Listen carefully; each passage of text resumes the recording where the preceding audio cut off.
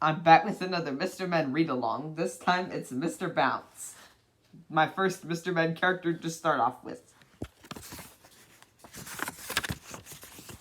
Mr. Bounce was very small and like a rubber ball. He just couldn't keep himself on the ground.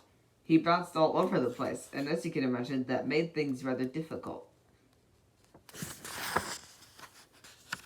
Last week, for instance, Mr. Bounce was out walking when he came to a farm.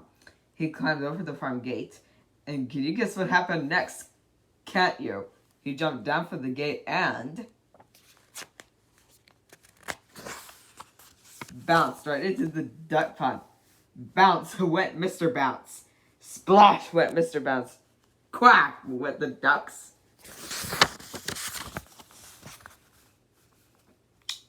The other morning, for instance, Mr. Bounce was in bed. He woke up and jumped out of bed, and can you guess what happened next, can't you? He bounced right off his bedroom door and all the way downstairs. Bounce, bounce, bounce, bounce. That happens quite often. Which probably explains why Mr. Bounce leaves his bedroom door open every night.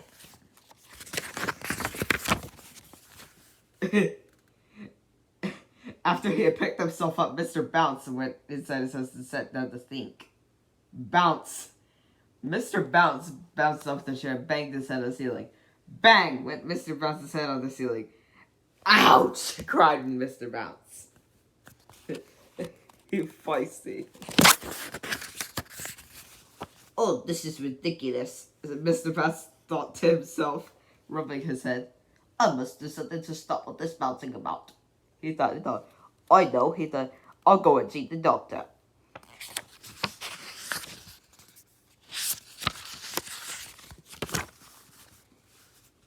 So after breakfast, Mr. Bounce set off to the nearest town to see the doctor, who was passing a tennis court when he tripped over a pebble. Bounce, he bounced. And he bounced out of the court where two children were playing tennis. And can you guess what happened next, can't you?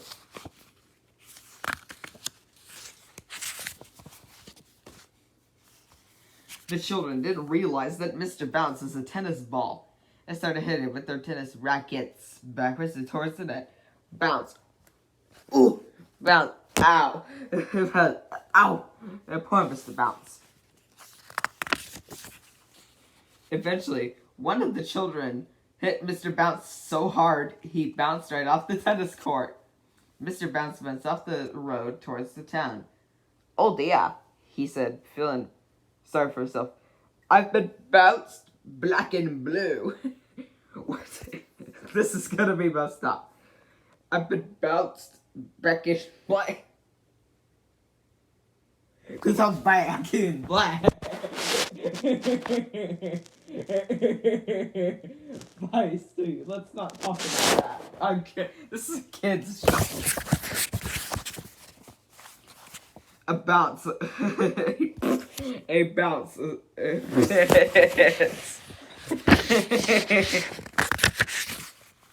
A bus was coming down the road, and Mr. Bounce decided that was the safest place for him to be, more like, just sit on it.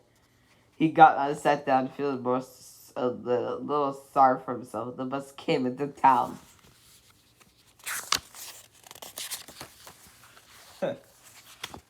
The bus stopped right outside the doctor's. Mr. Bounce stepped down from the bus. Hey, can you guess what happened next, can't you? He didn't sit down the pavement outside the doctor's. Oh no, not Mr. Bounce! He stepped on the bus at the pavement and bounced in it through the doctor's window.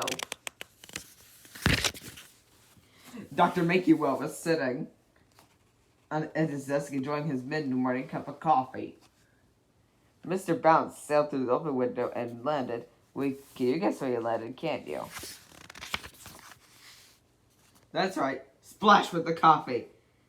Ow! Squeaked Mr. Bounce. The coffee was rather hot. Good heavens, exclaimed Dr. Makewell.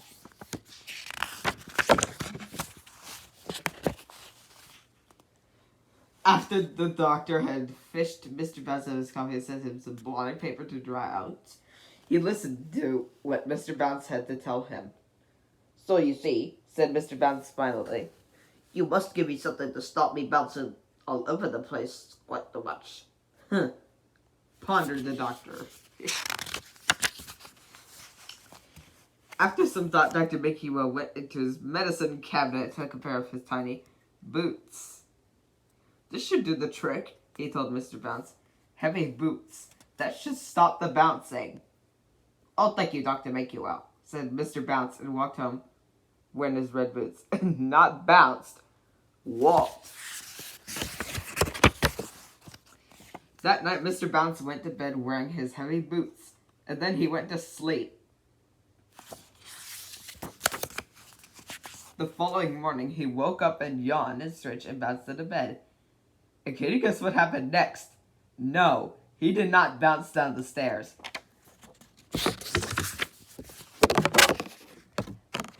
He went straight through the bedroom floorboards and finished up in the kitchen.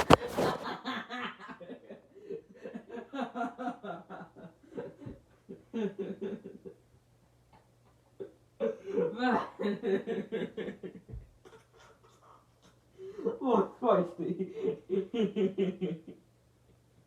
Oh my God. Ah.